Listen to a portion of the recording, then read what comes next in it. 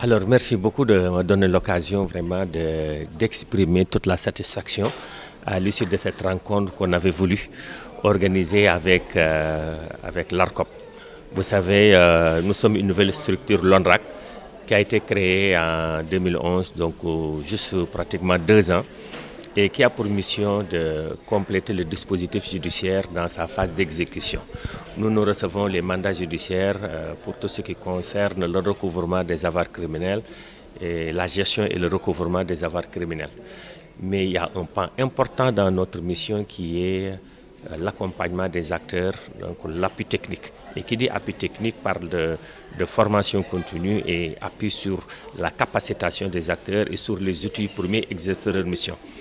Ça, nous ne pouvons pas le faire si nous n'avons pas nous-mêmes les compétences en l'interne. Et c'est pourquoi nous nous sommes dit qu'il est important de nous ouvrir aux autres pour voir ce qui se fait de mieux, pour mieux renforcer nos experts et puis mieux servir le système judiciaire. L'autre aspect, c'est qu'également, nous sommes en train de travailler sur ce qu'on appelle la cartographie de la criminalité. Et cette notion de cartographie renvoie à des criminalités et on ne peut pas parler de criminalité économique et financière sans parler de la criminalité qui a trait à la commande publique. La commande publique attire malheureusement les délinquants au col blanc.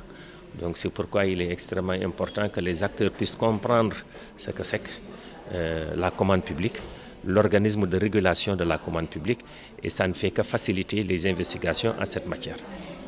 C'est pourquoi nous envisageons avec l'ARCOP de mettre en place un cadre de convention qui nous permettra de définir le périmètre vraiment de nos échanges futurs et sur quoi nous pourrons vraiment coopérer au mieux des intérêts des structures.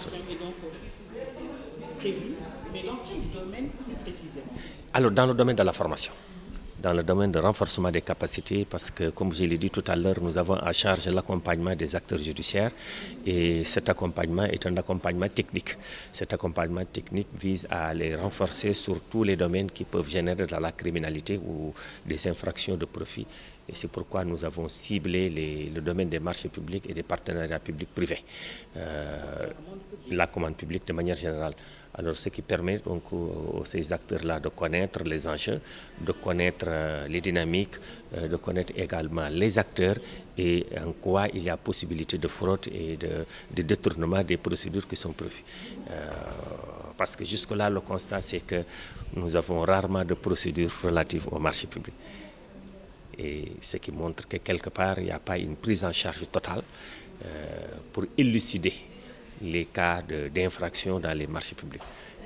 L'objectif, c'est d'augmenter le niveau d'élucidation des infractions sur les marchés publics, pour le moment qui est extrêmement faible au niveau judiciaire. Et l'aspect formation est important en termes de prévention, justement? L'aspect, c'est important en termes de prévention parce que, vous savez, nous disons que prévention avant de réprimer. Alors, nous disons que même la sanction a une valeur éducative et de prévention aussi. Parce que si vous condamnez sur un cas, vous sonnez l'alerte pour d'autres et vous faites de la prévention.